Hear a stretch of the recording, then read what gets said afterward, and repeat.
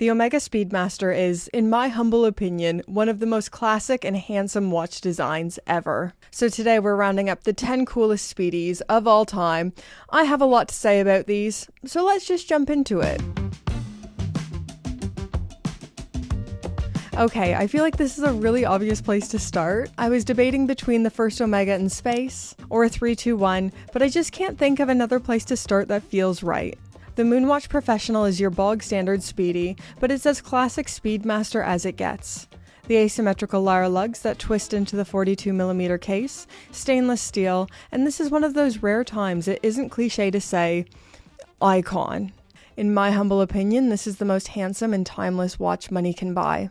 It's interesting enough with the subdials, chronograph capabilities, and the tachometer scale, but also timeless enough that you can wear it anywhere and with anything, unless the place you're going to is the beach, but that's another story. Alright, sticking in the modern catalogue, we need to talk about the Speedy 57 and the Speedmaster 57 trilogy. Aesthetically, these watches are completely different than the Moonwatch Professional: straight lugs, broad arrow hand, the stainless steel tachometer bezel, and the Ed White style bracelet, which I personally prefer. So the Speedmaster 57 is inspired by the original Omega Speedmaster released in 1957, so it's got those same looks and same aesthetics, but with modern build quality. Super vintage looking and feeling, but with a few modern luxuries in there, like the date at 6 o'clock. Growing up in the Canadian school system, I had to read a lot of Les Adventures de TinTin. And as you can see, I have nailed the French accent. So it's only right that the TinTin makes the list for me. This reference was launched at Baselworld 2013, and although they weren't well received at the time, they are now a cult classic. They are pretty much in every way a Speedmaster Moonwatch Professional. 42mm, Hesselite crystal, crown, pushers, clasp, everything is the same, the only difference is the red and white checkered racing dial. These are quite rare to find really, with them only being in production for 2 years, with fewer than 2,000 sold.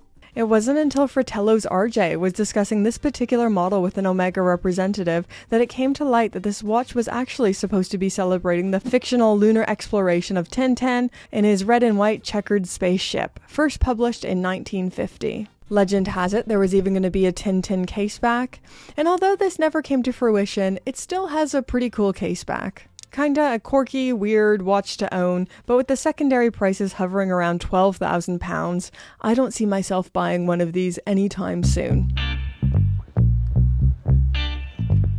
Back to the modern catalogue, and this is one of my favorite recent releases from Omega, the Moonshine Gold, with my personal favorite variation being the 18-karat Moonshine Gold and Green. This is another one that's just a stylistic thing. It is in every way the same as the Moonwatch Professional at 42mm, 13mm thick, 50 meters of water resistance, but the big difference here is the full gold case and bracelet. I think gold and green just belong together, but if you've got a precious metal budget, you can also get the Canopus Gold version, which is also sick. No Speedy roundup is complete without talking about the Alaska project. If you ask me to name the most standout, original, different Speedmaster variation, I think this is the one I would choose. Released in 2008, this watch is based on the Alaska 2 project, which used a standard Speedmaster with a modified dial and an outer case or thermal shield. The purpose for this prototype was to see if this watch could withstand the unforgiving temperatures and lunar atmospheres ranging from minus 148 degrees Celsius to 260 degrees Celsius. The white dial was selected because it better reflects the heat of the sun, and this model came on a steel bracelet and a very familiar looking white Velcro strap. Of course, the silver Snoopy 50th anniversary had to be on here, because look at it. It is perfectly adorable and awesome all at the same time, celebrating space exploration and Omega's unique place in it. You may or may not have heard about it, because Omega's super hush-hush about it, but the Omega Speedmaster was the watch selected by NASA to accompany their astronauts. The Silver Snoopy Award is a special honor awarded to NASA employees and contractors for outstanding achievements related to human flight, safety, or mission success. Omega was honored with this award in 1970 in recognition of the brand's contribution to space exploration, including the Apollo 13 mission. I particularly love the current 50th anniversary Snoopy model, the pops of blue, Snoopy in the 9 o'clock subdial, and of course the case back. Showstopper. Okay, this is a bit of a weird one for me and a bit out of character, but I love the X33 Marstimer. This is another Speedmaster faithful to Omega's link to outer space, but we're moving away from the moon and onto Earth's neighbor, Mars. This watch was made for the European Space Station. The case is the same as a Skywalker X33 at 45mm in titanium, but it's functionally wholly unique. This is designed for keeping time on Mars. A day on Mars isn't the same length as a day on Earth, with a Mars day being approximately 39 minutes and 35 seconds longer. It's unnecessary and cool, like all watches are, but this one's even more unnecessary and cool. So I couldn't decide which watch to make number one. It was a toss-up between this one and the watch I've actually made number one. But the Chrono Chime is seriously cool. Oh, I've got a phone call. Hey sweetie, I'm just filming. Can I call you back? Inside this watch is the most complicated Omega movement ever, the coaxial caliber 1932, which was developed with Blancpain. This is a watch that I never expected from the brand, and it made me see Omega in a whole new light. Even though I could never afford this in a million years.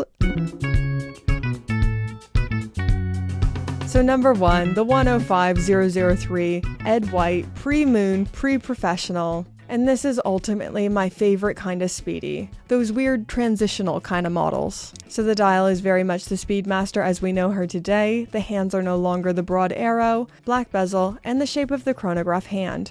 But it still isn't fully Speedy as we know her today. So straight lugs, and one crucial line of text missing on the dial, professional. Astronaut Ed White wore this specific reference, the 105003, during the first spacewalk by America. It was after that it was flight certified by NASA, and the Speedmaster then donned professional on the dial. So this isn't an Ed White, but this is one of my most prized possessions, and this is the kindest gift I've ever received.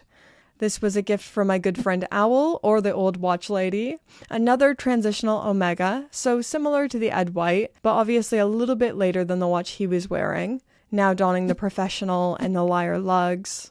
Actually, for all those reasons, and particularly the lyre lugs, this might be my favorite, even more than the Ed White.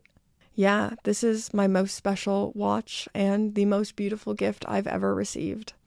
Thank you, Owl. I know you're very shy. Well, not shy. You're very private and you probably wouldn't want me to fuss over you. But what's the point of having a YouTube channel if you're not using it to embarrass your friends every once in a while? Owl, you're amazing. She's one of those people who makes you into a better version of yourself. You know, I'll never get over this. Anyways, this is my 10 favorite Speedmasters, but there are so many, so let me know in those comments down below. What are yours? Like, comment, subscribe, do all those wonderful things to feed the YouTube algorithm gods. And let's thank the Pope tier patrons. Oh yeah, Pope tier patrons are the best people in the world, and they've never done anything wrong in their lives ever. Thank you, Pope tier patrons. You're so amazing. And big special shout out to the newest Pope tier patron, Alejandro RF. You're amazing. Thank you. Thank you, patrons.